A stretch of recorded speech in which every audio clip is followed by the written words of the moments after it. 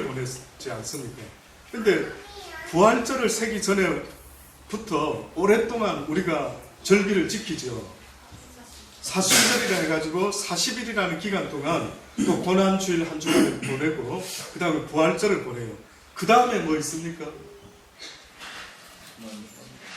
의외로 부활절이면 끝이 나버리는 거예요.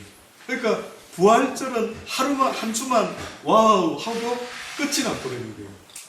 저는 생각할 때에 고난에 대한 거는 그렇게 많이 기억하고 순환절에 대한 것은 그렇게 많이 생각을 하면서 어째서 부활하신 주님에 대한 기억은 아예 절기로 만들어가지고 더 오랫동안 주님이 왜 나를 위하여 부활하셨는가 하는 것을 기억하고 지키며 살아가는 이것이 어떻게 보면 저는 부활의 신앙이 1년 내에 지속이 돼야 된다라는 생각이 드는 겁니다.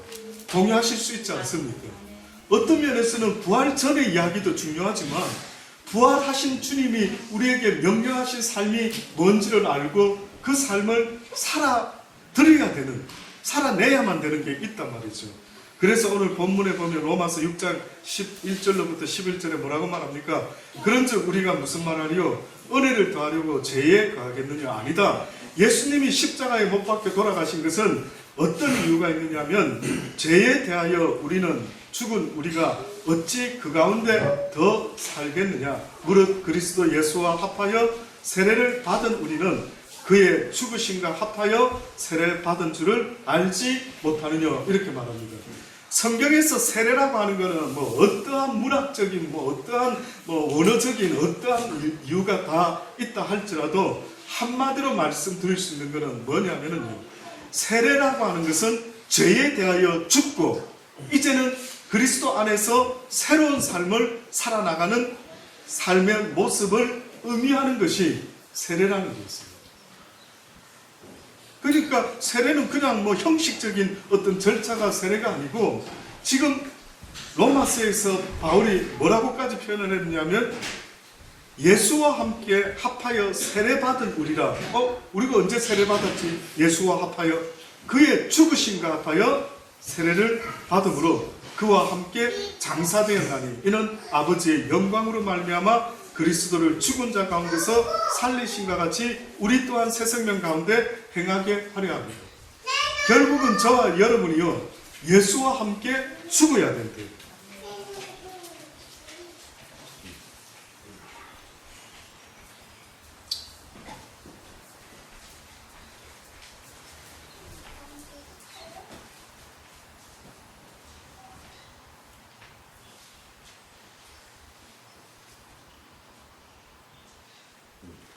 성경에 보면은 예수와 함께 우리의 욕심과 정을 십자가에 못 박았다라고 이야기하죠.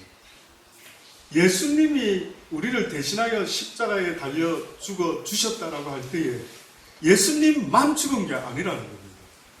다시 말하면 주님께서 나를 위하여 십자가에 못 박아 죽어 주셨네요. 주님 감사합니다. 이렇게 말하는 것은 나 역시도 십자가에 죽었습니다라는 것을 고백하는 거예요. 그럼 여러분 죽었습니까? 나도 그러면 십자가에 죽어야 되는데 주님이 나 대신 죽어주셨는데 그럼 나도 그 사도의 고백처럼 주님과 함께 이미 십자가에 못 박혀 죽었나이다. 내 욕심도 정도 이미 십자가에 못 박혀 죽었나이다. 이렇게 고백되려고 하면은 성경에 지금 말씀하는 걸 귀담아 들으셔야 됩니다. 그 의미가 어떤 의미가 봤더니만은요,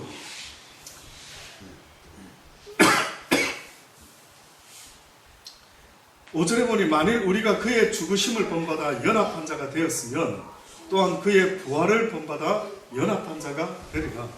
우리가 알거니와 우리 옛사람이 예수와 함께 십자가에 못 박힌 것은 죄의 몸이 멸하여 다시는 우리가 죄에게 종노릇 하지 아니하려 함이니라.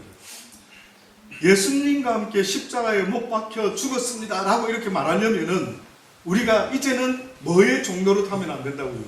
죄의 종노릇 하면 안 된다. 여러분 잘 생각해 보세요. 예수는 믿고 있지만은 옛 습관이 남아있는 사람들이 있습니다. 옛 습관. 그러면 그 옛 습관이라는 것은 어떤 습관이냐면은 한마디로 말하면은 죄의 습관이 남아있다고요. 언젠가 말씀드린 대로 사람들이 가끔 목사님 나는 내 스타일로 예수를 믿습니다. 베드로 스타일대로 쓰시지 않았습니까? 누가 그런 말을 하는데요? 언제 하나님이 베드로를 그 캐릭터 특징 어떤 거 다 살려놨다. 그래서 그거 그대로 살려서 썼다. 누가 그런 말을 합니까? 예수 그리스도를 알기 전에 습관이라는 것은 죄의 습관밖에 없는 거예요. 엄밀하게 말하면. 그러니까 여러분이 조금의 캐릭터 차이는 있을지 몰라도 궁극적으로는 다들 보면 죄의 종로로 타는 캐릭터밖에는 없다. 이게 인정이 안 된다면 하나님을 거짓말하는 자로 만드는 겁니다. 하나님이 뭐라고 말씀합니까? 의인은 없나니 하나도 없다. 모든 자가 하나님 앞에서 범죄했다라고 말합니다. 그러면 누가 목사님 나 그렇게 범죄한 게 없는데요. 무엇이 범죄라고 성경에 말하는지 아십니까? 하나님을 찾지도 않고 하나님을 모르고 사는 삶 그 자체가요. 하나님 앞에서 가장 큰 죄가 됩니다.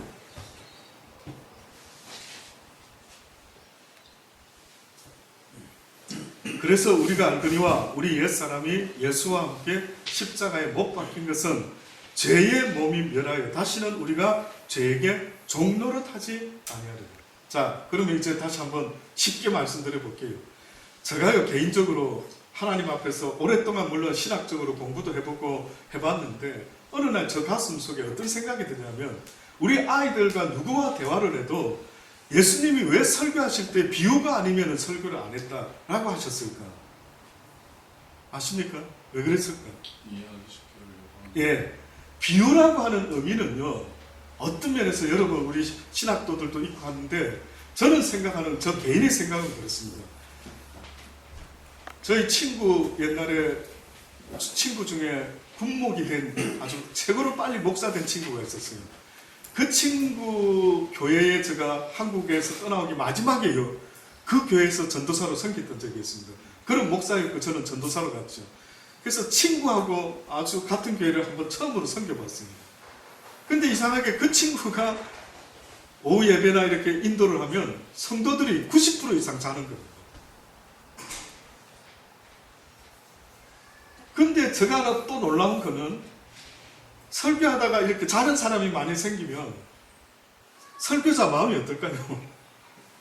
어떤 마음 들까요? 같이 졸리지. 네, 같이 졸아야 되는데 이제 설교하고 있는데 한두 사람 저는 예를 들어 우리 재우 집사가 조금 피곤한다 이러면 저는 알기 때문에 충분히 이해가 됩니다. 근데 만약에 한 90% 되는 사람이 졸기 시작한다. 호전도사. 본인이 서서 말하고 있는 거예요. 시험 들잖아. 시험 들 수 있죠. 그러면은 보통 사람은 이럽니다. 보통 설교자는 안 되겠다. 빨리 마쳐야 되겠다. 최소한 이 상황을 벗어나야 되겠다 싶어서 빨리 마치죠. 근데 제가 그때 같이 섬겼던 친구 전도사 목사가요. 딱 뒤에서 제가 앉아 보니까 거의 다 조는데 100번을 하는 겁니다. 어르신네들 다 있는데도 개의치 아니하고 끝까지 자기 혼자 꼿꼿하게 자지 않고 설교를 하는데 100번을 하더라고요. 그때 이제 저 마음속에 이런 생각이 들더라고요. 그 친구지만 설교하는 내용을 들어보니까요. 신학교에서 교수님들이 쓰는 단어들을 그대로 쓰는 거예요. 그래서 제가 그때 결심한 게 있습니다. 내가 만약에 저런 자리에서 목사가 되어서 설교를 하게 되면 어린아이들도 듣고 언더스탠드 할 수 있는 그런 표현을 써야 되겠구나. 그래서 할 수만 있다면 비유를 해서 누구든 잊혀지지 않는 실제 생활에 적용할 수 있는 설교가 돼야 되지 그냥 지식으로 남는 설교가 과연 어떤 의미가 있을까? 그래서 저는 예수님이 설교하신 방법이 뭐였나 보니까 비유가 아니면 설교를 안 하셨다라는 거예요. 그 비유라는 것은 보면 어떤 의미가 있느냐면 실제 살아가는 삶에 어떤 걸 예를 들어가지고 어떤 사람이 이렇게 했답니다. 그래서 이런 일이 있었대요. 이렇게 우리가 살아야 되지 않겠습니까? 하는 표현이 비유법인 거예요. 그래서 가장 좋은 비유는 내 경험, 내가 하나님을 경험한 그 경험을 가지고 살았을 때에 거기서 나오는 이야기는 설득력도 있고 사람의 마음에 와닿고 공감을 얻게 되죠. 근데 자칫하면 우리가 전혀 나는 그렇게 살지 않고 지식적인 이야기를 하게 될 때에는 전혀 와닿지가 않는 것입니다. 그래서 그 이후로부터 어떻게 하면 쉽게 하나님의 말씀을 전해볼 수 있을까? 어린아이로부터 누구나 들어도 뭐 공부를 하는 사람이 아닐지라도 어떻게 전해볼 수 있을까 했을 때 지금부터 제가 왜 이 말을 드리냐면 이게 너무 어려운 이야기예요. 근데 제가 첫날에 우리 민경 집사님하고요, 세상에 이렇게 기분 좋은 토킹을 해본 적이 없습니다. 정말 믿음의 몸부림을 치고 고민을 해본 사람만이 어떤 면에서는 와닿는 이야기인데 갑자기 집사님이 지금 요즘 학교에서 웨슬리의 그 죄에 대한 회개에 대한 그걸 배우는데 쭉쭉쭉 설명하는데 웨슬리가 이런 걸 이미 말씀을 하셨구나. 내가 깜짝 놀라서 집사님 수지 맞으셨네요. 집사님 진짜 수지 맞으셨네요. 진리를 아는 게요, 검은 보화를 얻고 있는 것보다 더 귀하다는 사실을 잊지 마세요. 무슨 대화를 나눈 줄 아십니까? 죄에 대한 이야기를 나눴어요. 오늘 우리 본문의 말씀에도 뭐라고 11절에 말하냐면 이와 같이 너희도 너희 자신을 죄에 대하여는 죽은 자요 그리스도 예수 안에서 하나님을 대하여는 산 자로 여길지라. 죄에 대하여는 죽은 자라 했어요. 죄 안 지으십니까? 자, 죄를 정의할게요. 구약에서는 율법의 근거로 죄를 이야기했죠. 그런데 신약에 와서는 예수님이 뭐라고 말했는지 아십니까? 누구든지 마음에 음욕을 품는 자마다 이미 일을 저질렀다. 그러니까 율법도 지키기 어려운 법인데 가만히 들여다보면 예수님의 법은 지키기가 더 어려운 거예요. 더 어려운 거예요. 자, 그래 이제 여쭤봅니다. 부활하신 주님을 믿고 이제는 죄에 대하여 죽고 이제는 하나님에 대하여 살게 하려 하심이라 해서 이제는 하나님의 그 의를 행하며 살아가는 믿음의 사람이 된 것 같은데, 근데 지난 화요일날 제가 만났던 그 집사님 있잖아요. 그 집사님이 이걸 지금 말하고 있는 거예요. 자기는 기쁜데 분명히 하나님을 찬양하고 이렇게 열심히 애를 쓰고 사느다가 한 번씩 곤두박질을 친다는 거예요. 근데 그 곤두박질을 치면서 자기가 이 곤두박질에서 벗어날 수 없으니까 뭐라고 스스로 생각을 하냐면 포기했대요. 어쩔 수 없어. 내 힘으로는 어떻게, 아버지 미안해요. 나 이거밖에 안 돼요. 이런답니다. 근데 이게 양심에 착한 것 같은데 이게 뭔가가 아닌 거예요. 그래서 제가 집사님과 또 이야기를 나누다가 미리 설교를 했죠. 미리 우리 집사님한테 저 생각을 이야기를 했어요. 여러분, 여기 보면은 너희도 너희 자신을 죄에 대하여는 죽은 자다 이렇게 했을 때 이제는 죄 짓지 않는 자다라고 처음에 저는 옛날에 착각을 했어요. 근데 나는 왜 계속 스틸 죄를 짓고 있지? 이렇게 생각했어요. 근데 보니까 이 원어의 의미 속에는 어떤 뜻이 담겨 있느냐면은 죄를 짓지 않는 것이 아니고 죄의 주권에서 벗어났다는 거예요. 다시 말하면 우리가 죄 지었을 때 사단이가 사망의 권세로 우리를 지게 된 거예요. 그래서 죄 지은 자들은 하나님의 권세 아래 있게 되는 게 아니라 사망의 권세 아래로 바뀌어버린 거예요. 그래서 이제 사망이라는 놈이 딱 이러는 거예요. 야, 네가 자유 얻고 싶어? 그럼 페이해. 페이백해. 그러면 내가 너를 풀어줄게. 이래 된 거예요. 그게 어디서 나온 말이냐면 죄의 값은 뭐라고요? 삭선 사망이다. 이거는 하나님도 만들어 놓으신 법이기 때문에 하나님도 어길 수가 없게끔 된 거예요. 그래서 이제 하나님이 쓰시는 방법이 보니까 뜻밖에도 우리의 죄값을 누군가가 대신 치러줘야 되는데 그 누군가 봤더니만 예수 그리스도가 이 땅에 오셨는데 죄인된 자의 모습으로 죄인된 자를 속량할 길이 없는데 뜻밖에도 하나님이 예수 그리스도를 이 땅에 보내시면서 어떤 계획을 했느냐 하면은 동정녀 마리아의 몸에서 성령으로 잉태된 죄 없는 분을 이 땅에 보낸 거예요. 예수님은 육신은 갖고 있었는지 모르지만 실질적으로는 죄가 없으신 분이에요. 그래서 그 예수님이 오셔가지고 우리의 죄를 속량을 했죠. 그러니까 죄 없는 분이 값을 치러주니까 이 사단이 더 어쩔 수 없이 어쨌든 위경에 보면 예수 하나님의 아들인 자를 죽음으로 음부야 내가 너에게 보낼 테니까 꼭 철장의 권수로 붙잡고 있어. 그러면 하나님의 나라에 우리가 상속인이 될 수 있는 절호의 찬스가 또 생긴 것 같아요. 이게 외경 유경에 나오는 스토리입니다. 그런데 뜻밖에도 음부로 죽음의 권세 아래 죄값을 치르시고 내려가신 예수님이 음부의 권세를 깨버리고 마는 거예요. 그래서 지금 하나님이 우리에게 말씀하는데 너희는 이제 죄 아래 있지 않다. 이 말은 너희는 이제 죄의 주권 아래 있는 게 아니다. 내가 페이백을 했기 때문에 이제는 그놈은 권한이 없다. 너를 끝까지 죄의 종로로 시킬 수 있는 권한이 그놈은 없다는 거예요. 이게 뭐가 와닿습니까 혹시? 자, 다시 말합니다. 이제 나를 쥐고 있던 그놈이 권세 있을 때 내 인생과 예수님이 페이백했기 때문에 그놈은 주권을, 권세를, 나한테 대한 권세를 상실하고 말았어요. 자, 그러면 어떤 일이 벌어지냐면 그전에는 내가 죄를 이기려고 해도 이길 수가 없었어요.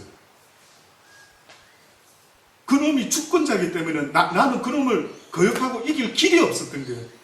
근데 예수님이 나의 죄값을 치러주시고 이제 나를 속량하셔서 이제 죄의 자리에서 생명의 자리로, 은혜의 자리로 옮겨졌다는 것은 이제는 그놈이 나를 주관할 수 없게 된 거예요. 그러면 싸우면은 이제 어떤 일이 벌어지냐? 그전에는 영적 싸움을 하면 날마다 졌다. 이게 길이 없고 종처럼 늘 끌려다녀. 쉽게 말하면 잘 들어보세요. 아, 이게 나쁜 짓인데 이거 하면 안 되지. 근데 안 되는 거야. 이거 벗어날 수가 없는 거예요. 잘 생각해 보셔요. 여러분이 그 맛을 못 봤기 때문에 해방은 됐는데 삶은 변화가 안 일어나는 거예요. 삶은 계속해서 종로릇을 하고 있는 거예요. 그래서 바울이 뭐라고 말합니까? 내 육신의 이 사망의 법은 육이 있는 날 동안에는 날마다 나를 사로잡아 오는 것은 멈추지 않는데, 다시 말하면 죄의 권세를 없애신 거지 죄를 없애신 게 아니다. 사단이 살아있는 한은 이 세상에 죄는 언제든지 템테이션이 있다. 어렵습니까? 하나님이 이해시켜 주시리라 믿습니다. 그래서 이제는 죄는 있는데 그 죄에 미스테이크 할 수도 있는데 얼른 틀고 일어나라 하시는 거예요. 그리고 날마다 나에게 도움을 청하라. 주여 날 도우소서.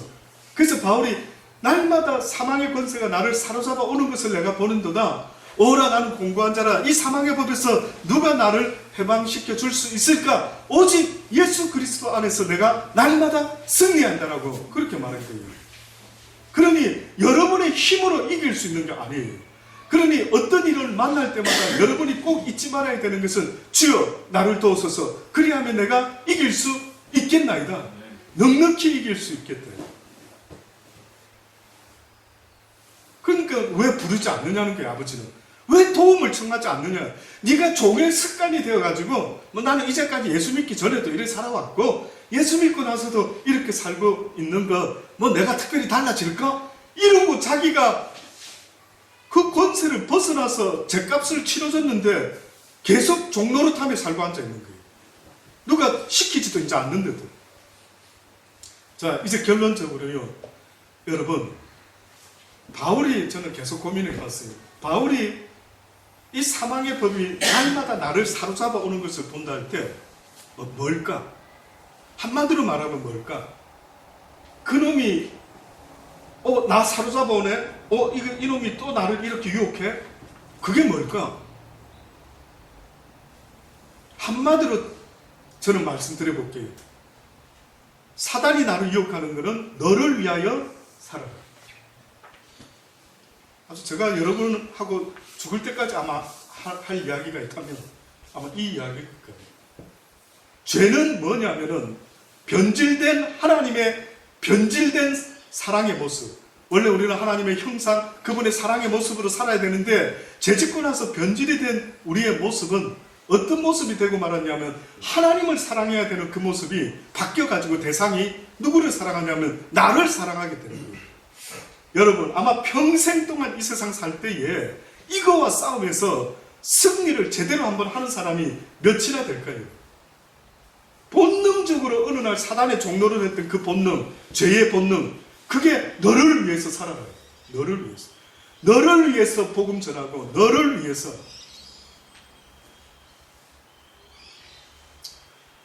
성경에 보면 여러분 잘 아는 이야기 있습니다. 누구든지 주여 주여 하는 자마다 하나님의 나라에 가는 것이 아니라 하늘에서 불을 내리고 귀신을 쫓고 권세를 행한다 할지라도 하나님의 뜻대로 행하는 자가 아니면 아버지의 나라에 갈 수가 없대.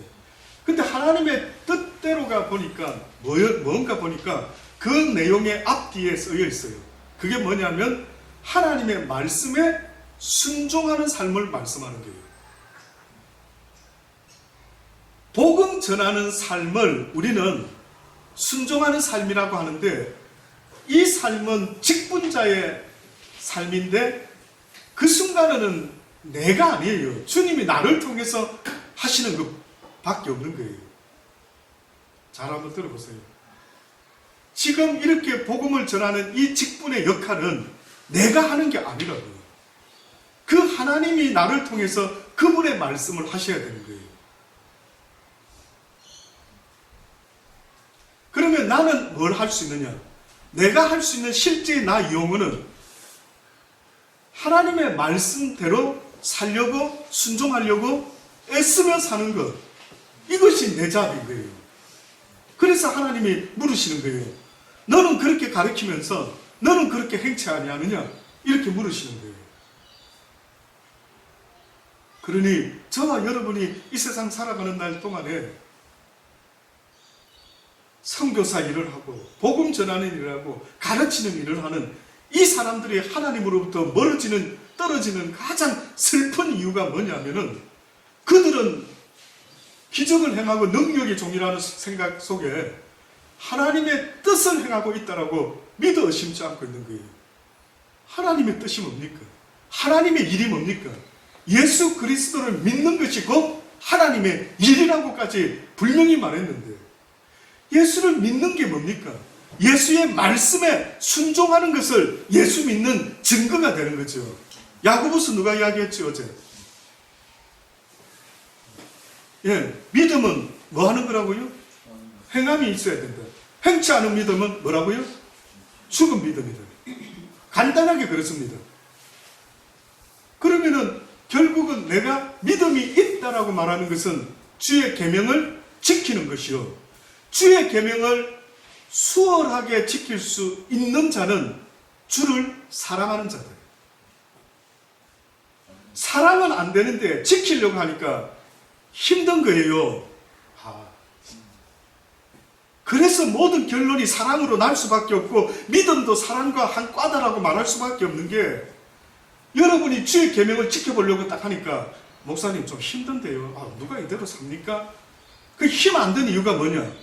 주를 사랑할 수만 있다면은 지켜지는 거예요. 그래서 그 사랑에 목숨을 거는 거예요.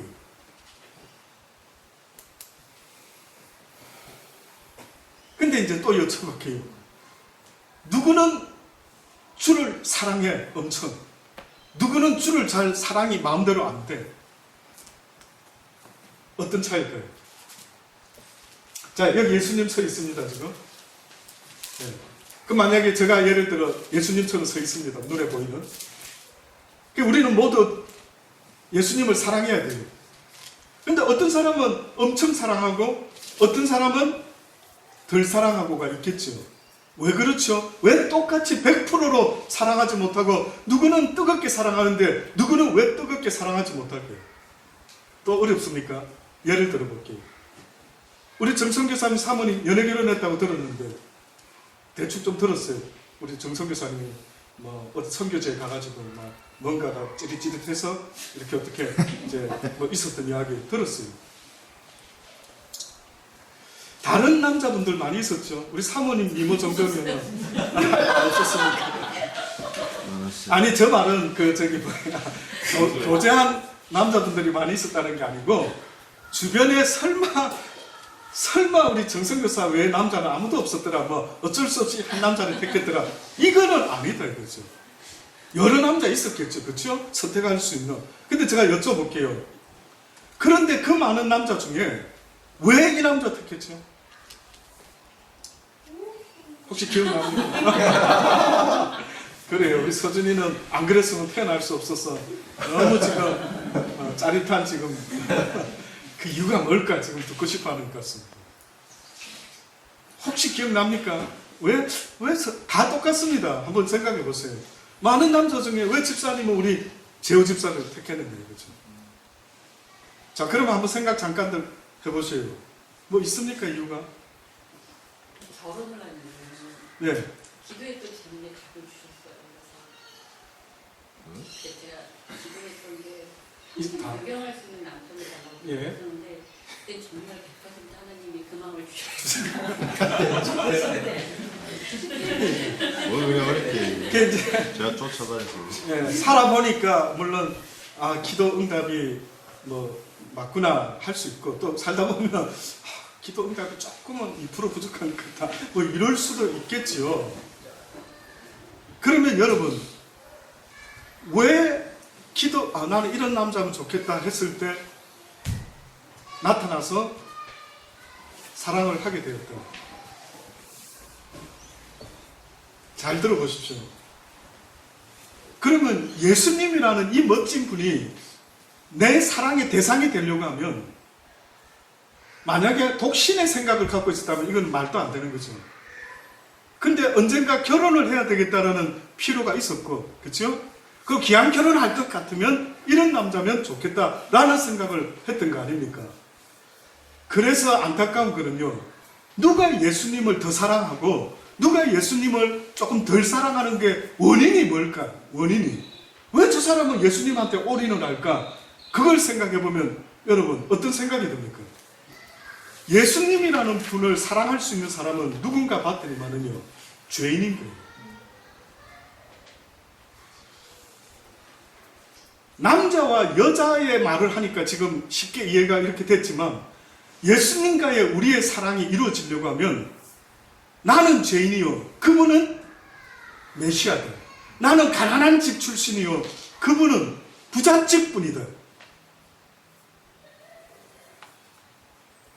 그래서 여러분과 제가 마음속에 이 죄가 싫어져야 되는 거예요. 이 가난이 싫은 거예요.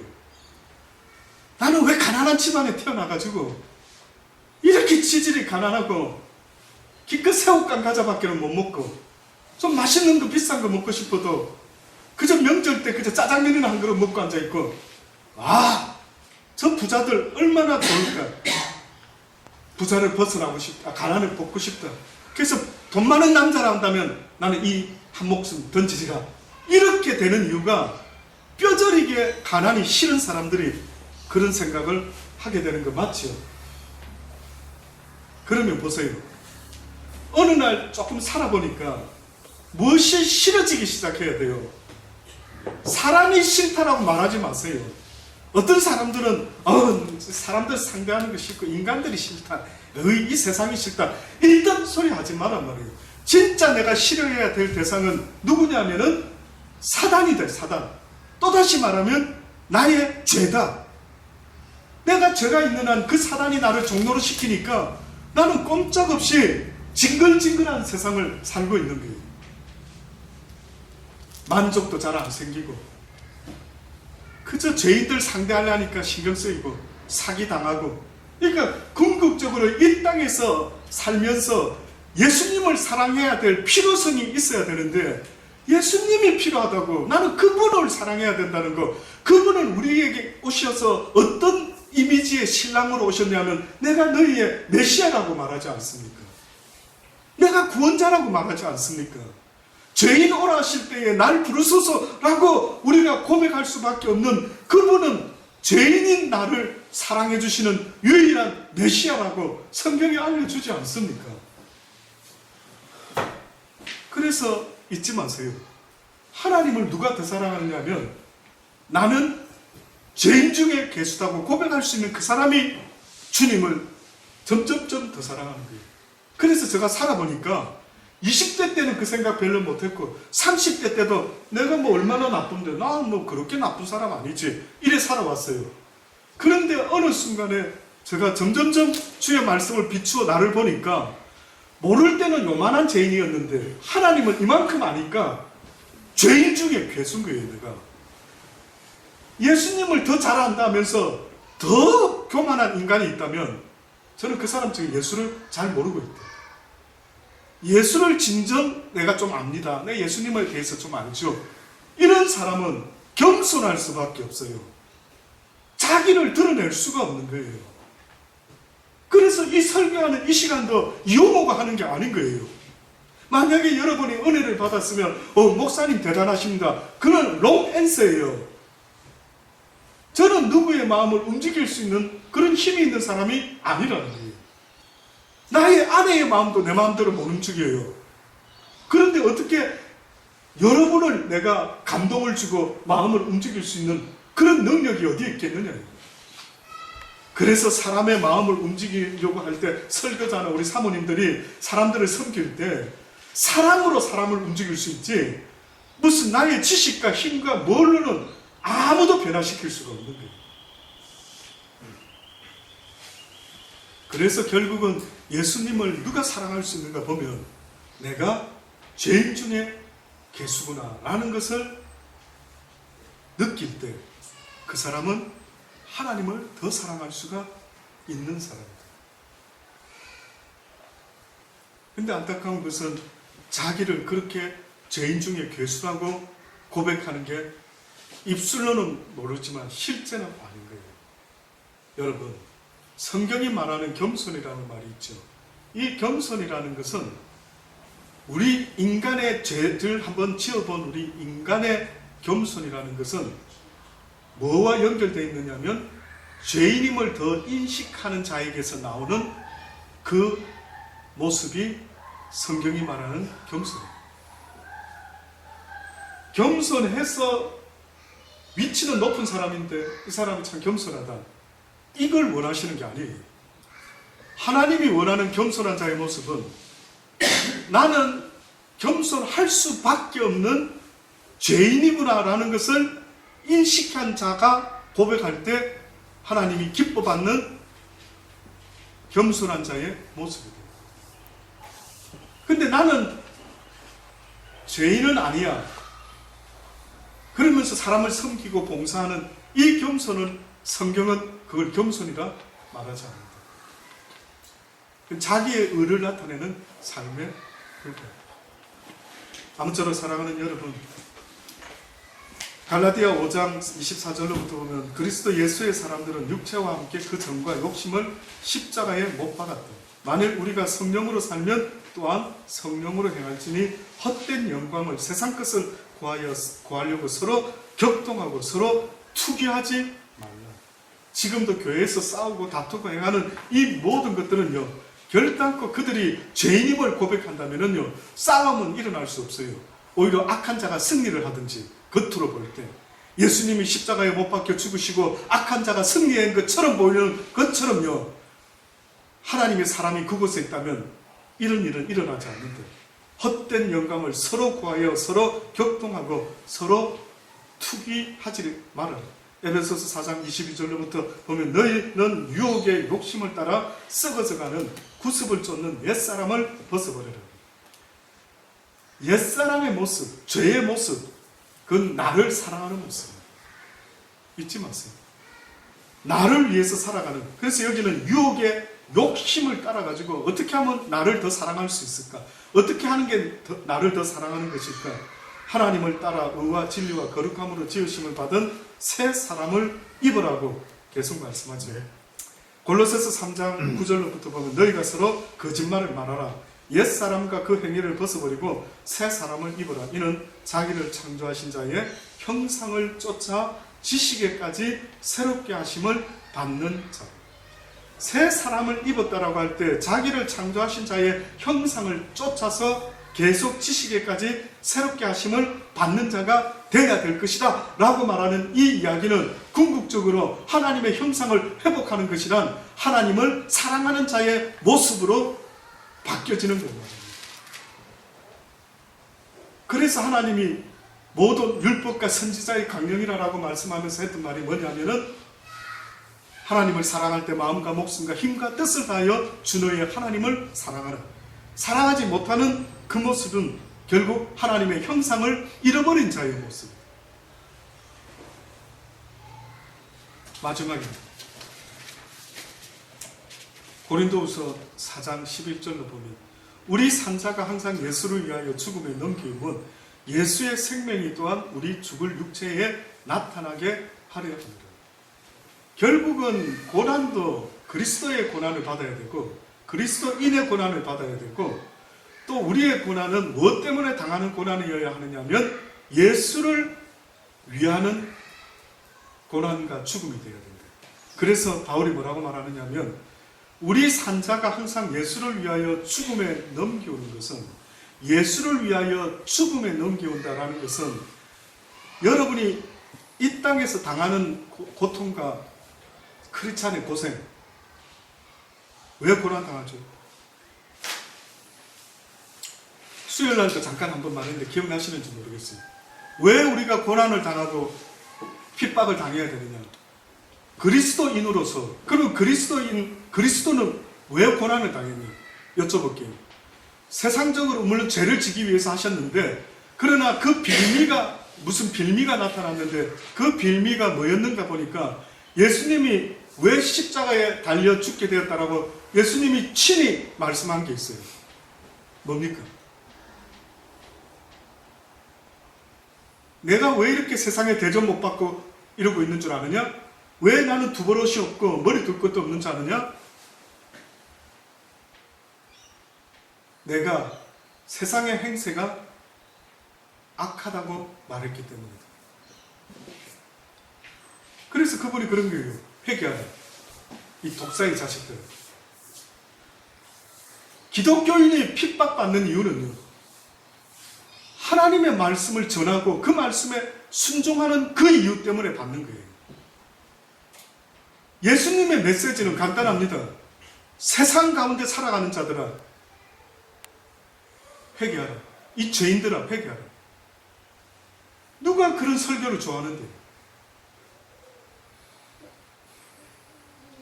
여러분이 핍박받는 것은 세상의 행세가 악하다는 걸 알려주기 때문에 여러분이 핍박을 받아요. 내가 핍박을 안 받고 싶으면 듣기 좋은 말만 하고 살아라. 사람 관계할 때에 그저 좋은 게 좋은 걸로만 하고 살면 됩니다. 그러나 기독교인들의 그 모습은 등대와 같이 어두운 가운데 빛을 밝혀줘서 배들이 어떻게 항구로 들어와야 되는지를 알려주는 것처럼 크리스찬의 삶을 쳐다보고 사람들이 아 저렇게 살아야 되는구나 이렇게 살면 안 되는구나 그들이 어떻게 아는데요. 저와 여러분을 부르신 아버지가 이 진리를 가르쳐줬고 이제는 그렇게 살아라고 말씀하고 있는 겁니다. 그래서 인기 없는 목사가 되더라도 신학교에 가가 설교를 해라 하길래 언제 또 나를 불러줄까 싶어서 제목을 회개하라 천국이 가까웠다. 그 담당 목사님이 안 부르더라고요. 유 목사가 두 번은 아직 안 부르더라고요. 아마 마음에 편치 않았는지 모르죠. 목사님 신학교에 와서 설교 제목을 회개하라 천국이 가까웠다. 처음인 것 같아요. 그거 말고 내가 쓰임을 받는 용도가 뭐가 될까요? 나 같은 사람이 하나님께 쓰임 받는다면 무슨 용도일까요? 성경에 지식을 아무리 잘 가르쳐주고 할지라도 제가 원하는 설교자는 아주 저 스스로도 아버지 감사해요. 날 써줘서 그런 고백을 하고 싶으면은 저는 희망이 있어요. 바람이 있어요. 저의 입을 통해서 나오는 설교를 듣고 그들이 찔림을 받게 해달라고.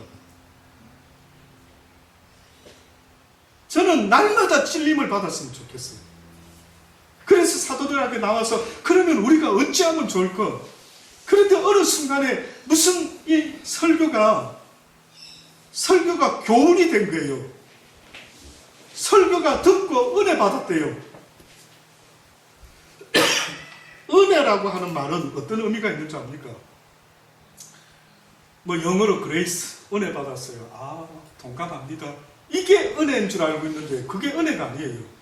실제 성경이 말하는 은혜 받은 것은요, 몰랐다가 어떠한 걸 깨닫고 이제는 내가 그 길로 가지 않고 이쪽 길로 가겠나이다. 이제는 하나님을 향해 살아가겠나이다. 라고 결심하는 자의 모습을 성경은 은혜 받은 자의 모습이라는 거예요.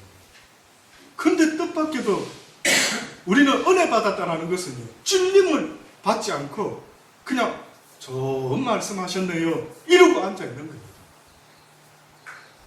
하나님의 말씀은 좋은 말씀이 아니에요. 하나님의 말씀은 생명의 말씀이고 이 말씀을 듣지 않는 자는 사망과 생명에서 왔다 갔다 하는 중요한 이야기입니다. 언제 또 내가 이분들에게 이런 이야기를 전해줄 수가 있을까를 생각할 때에 결국은 찔림이 있어야 되는 거예요. 하나님의 말씀을 내가 지금 제대로 듣고 있다는 것은 이 순간에 찔림이 있어야 되는데 안타깝게도 악한 사단과 마귀가 권세가 어떻게 방해 짓을 하고 있느냐 하면은 우리의 마음에 집중하지 못하도록 만들고 뚱딴지같이 이 시간만큼은 하나님의 말씀에 올인을 해야 되는데 딴 생각을 하게끔 만들고 앉아있는 거예요. 왜 썩는데요? 예? 저는 어떤 사람이 과부로 평생 살 때 딴 생각을 하면 허벅지를 꼬집어가면서 피멍이 드는 그런 과부의 길을 걸어갔다는 걸 들었을 때 왜 예배 드릴 때에 하나님의 진리의 말씀을 내가 오늘도 먹지 못하면 죽으리라. 반만 생각하지 마세요. 예? 내 영도 먹고 살아야 되는데 아버지가 늘 말씀하는 게 뭡니까? 내 양식을 먹지 않고는 살 수가 없대요. 떡으로만 사는 것이 아니라는 거예요. 네가 나의 인도함을 받는 증거가 있다면 하나님의 말씀이 늘 에브리데이 새로운 게 깨달아져야 된대. 그게 곧 내가 너를 하늘나라까지 인도하는 증거다. 여러분, 진짜 바라고 싶은 거는요, 어느 순간에 여기서 은혜를 못 받고 깨달음이 안 생긴다면 딴 데로 가서라도 찾아봐야 돼요.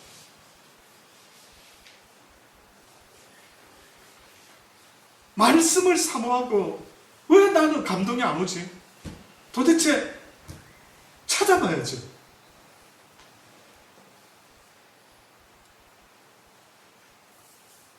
어떤 사람이 그래도 언젠가부터 교회 가도 말씀이 귀에 안 들어오고 그랬다. 우리 교인 이야기하는 게 아니고 슬픈 이야기더라고요. 슬픈 이야기. 그럼 찾아 헤매야지. 맛집은 그렇게 잘 찾아 헤매면서 또 어떤 사람이 이러더라고요. 저희 집에까지 와가지고 아주 옛날에 자기 청년 때 어느 목사님한테 은혜 받았대요. 그래서 저는 그 목사님 너무 좋아하고 사랑한대요. 근데 그 목사님 돌아가셨대요. 이제 시드니에 왔대요. 시드니에 와서 있어 보니까 목사들이 다 가짜 갖고 와닿지 않는다고. 그래서 제가 그 목사님이 잘못 가르치셨네요. 그랬어요. 그 목사가 뭐길래 자기가 어떤 한 사람에게 있어서 자기가 아주 슈퍼스타가 되어 있는 거예요. 아닙니다. 사람의 문제가 아니고요. 여러분이 아마 찾아 헤매봤자 여러분의 마음이 바뀌지 않는 한은요, 여러분은 그 누구의 입을 통해서 하나님의 말씀에도 듣지 못하는 거예요. 그래서 안타깝게도 하나님의 말씀은 내가 죄인입니다라고 고백하는 자에게 들려지는 메시지인 거예요. 특이하죠. 그러니까 복음을 듣고 싶으면 전제 조건, 상태가 있는데 그게 뭐냐면 고난 가운데 내가 죄인임을 고백할 수 있는 환경이 주어지면 그때서야 고개 들어 하나님을 조금 쳐다보게 되는 이런 일이 벌어집니다. 사랑하는 여러분, 주님을 날마다 경험하실 수 있게 되기를 바랍니다. 우리 시온이는 꿈에서 꼭 보고 싶다는데 꿈에서도 경험할 수도 있겠지만 말씀으로 경험하실 수 있기를 주의 이름으로 축원합니다. 이상하게 말씀만 들으면 읽으면 뭐가 찌릿찌릿하고요. 뭔가가 놀랍고요. 그래서 이 말씀을 붙잡고 살아가는 그 사람은요, 저는 참 복되다. 그래서 제가 민경 집사님과 잠깐 그때 이야기 나눴다고 하고 저 그랬어요. 아, 수지 맞으시구나. 이 진리를 깨닫는 게 아무나의 것이 분명히 아닌데 그 요즘 학교 다니시는 게 너무 신난데 그런 집사님과 함께 사는 또 그분은 얼마나 복될까? 그걸 알까? 뭐 이런 생각도 들면서 나중에 꼭 이야기를 해야 되겠다. 내 옆에 있는 그 사람이 얼마나 복된 자인가. 하나님을 아는 자. 그 가슴에 보화를 가지고 살아가는 자.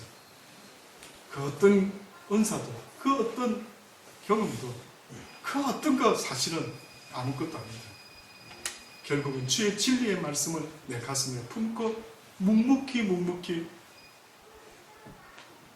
좁은 길 걸어갈 수 있다면 하나님이 참으로 복되고 복되더라고. 나중에 그 좁은 길 가다 보니 말씀만 붙잡다 보니까 능력도 안 나타나는 것 같고 은사도 없는 것 같을 때 그 좁은 길 갈 때 언젠가 주님 앞에서 뭐 수고했다 하더라. 참으로 애썼다.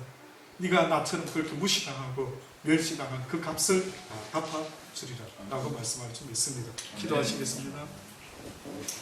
좋으신 아버지, 이제 이 좋은 장소에서 아버지 너무 좋아서 저도 우리 아버지의 진리의 말씀을 깨닫게 하신 것들을 또 나눌 수 있도록 은혜 주신 아버지 감사합니다. 이제 죄의 권세가 우리를 주관하지 못한다라고 아버지 분명히 말씀하신 걸 잊지 말게 하시고 이제는 죄와 싸울 수 있고 이제는 그 악한 사단의 사망의 권세에 외칠 수 있는 사망아 내 쏠 것이 어디에 있느냐 라고 꾸짖으며 외칠 수 있는 그런 믿음의 사람, 부활의 신앙을 가진 사람들이 될 수 있기를 원합니다.